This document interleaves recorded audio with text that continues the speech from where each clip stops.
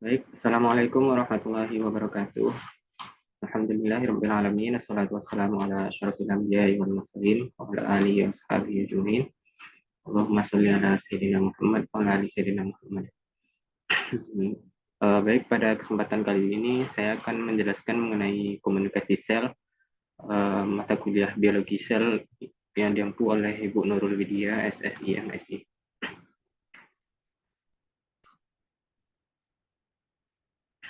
Baik, pertama definisi.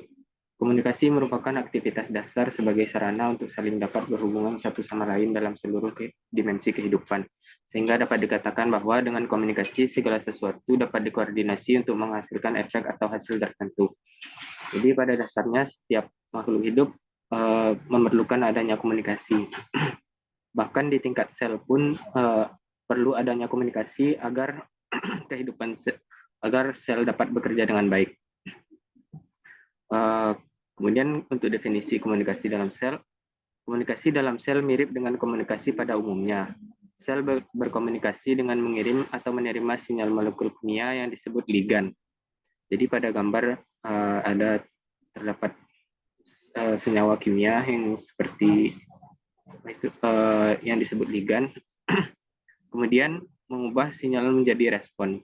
Jadi setelah sel menerima sinyal kimia berbentuk ligan, sel mengubah sinyal tersebut menjadi respon untuk kemudian melakukan aktivitas sel. Kemudian ada fungsi komunikasi sel. Pertama yaitu mengatur perkembangan dan organisasi dalam suatu jaringan.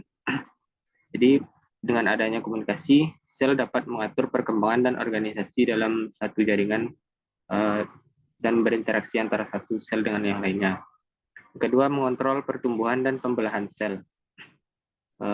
Ya, salah satu fungsinya yaitu mengontrol dan pertumbuhan. Jadi sel kan bertumbuh dan membelah. Jadi untuk mengontrol pertumbuhan dan pembelahan tersebut, sel harus melakukan komunikasi dengan baik.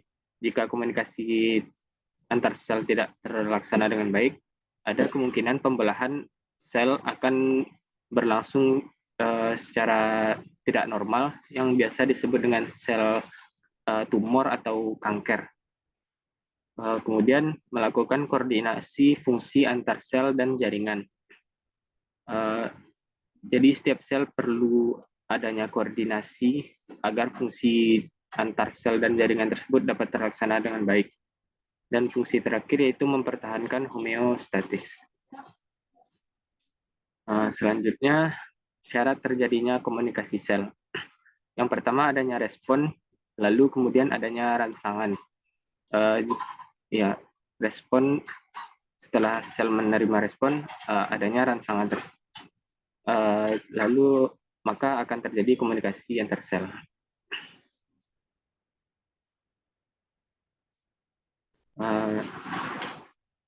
Baik, selanjutnya komunikasi terbagi dua, yaitu komunikasi listrik atau sinapsis dan komunikasi kimiawi.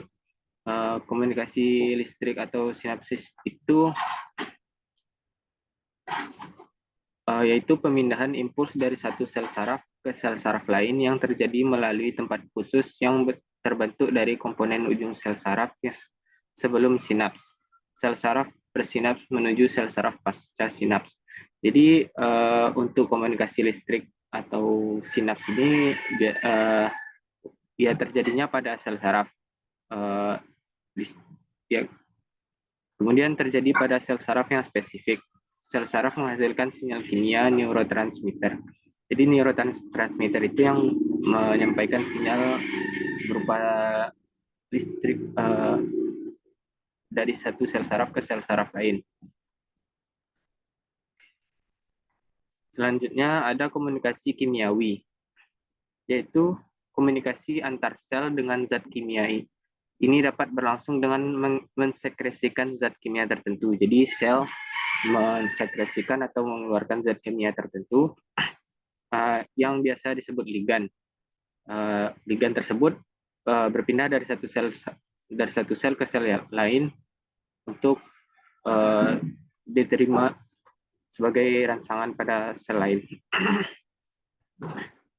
Ada 3 zat kimia yang biasa dipakai untuk berkomunikasi dengan sel targetnya.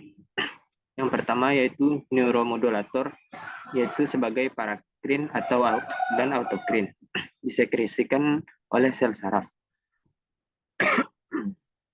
Yang kedua yaitu sitokin.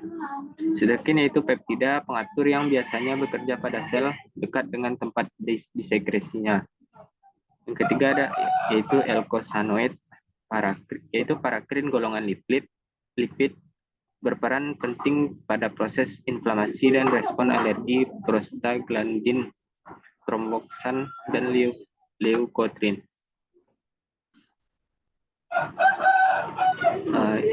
Baik, selanjutnya ada perbedaan antara komunikasi kimia dan komunikasi listrik. Komunikasi kimia waktunya lebih lama dan efeknya juga lebih lama. Kemudian komunikasi listrik, komunikasinya cepat, hitungan milidetik, karena berupa rangsangan yang disalurkan dari satu sel saraf ke sel saraf lain. Kemudian informasi yang dihantarkan sepanjang saraf berbentuk potensial akhir aksi.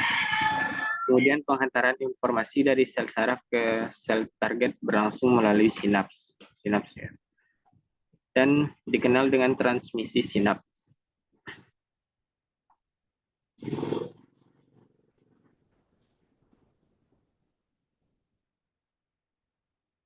Baik, selanjutnya ada tipe-tipe komunikasi, yaitu komunikasi langsung, komunikasi lokal, dan komunikasi jarak jauh.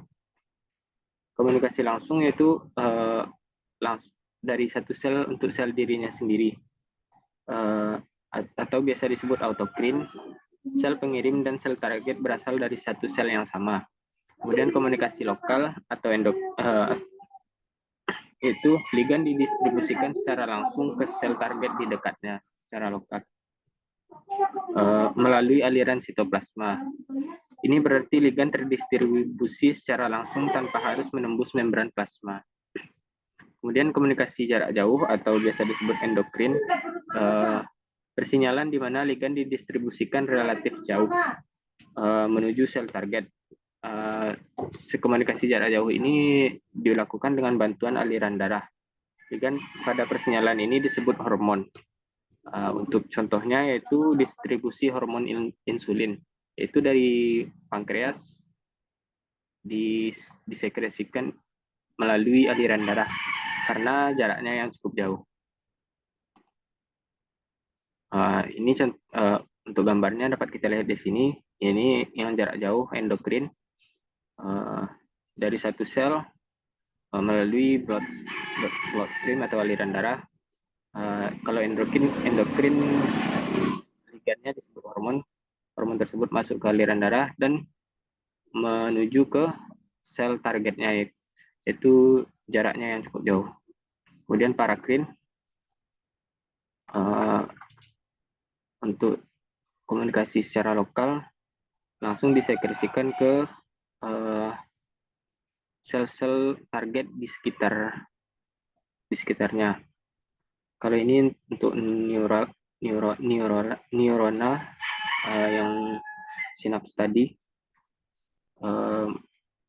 komunikasi secara listrik tadi, ini target selnya. Kemudian ini kontak dependent. Baik, selanjutnya tahapan komunikasi sel. Yang pertama, penerimaan atau reception. Proses pengikatan ligan atau sinyal kimiawi yang sesuai pada reseptor sel target. Jadi diterima dulu itunya ligannya oleh sel penerimanya. Kemudian transduksi, yaitu serangkaian proses pengubahan sinyal yang nantinya akan diubah menjadi respon seluler. Dan yang terakhir adalah respon, yaitu timbal balik atau respon seluler atas sinyal yang telah ditransduksi.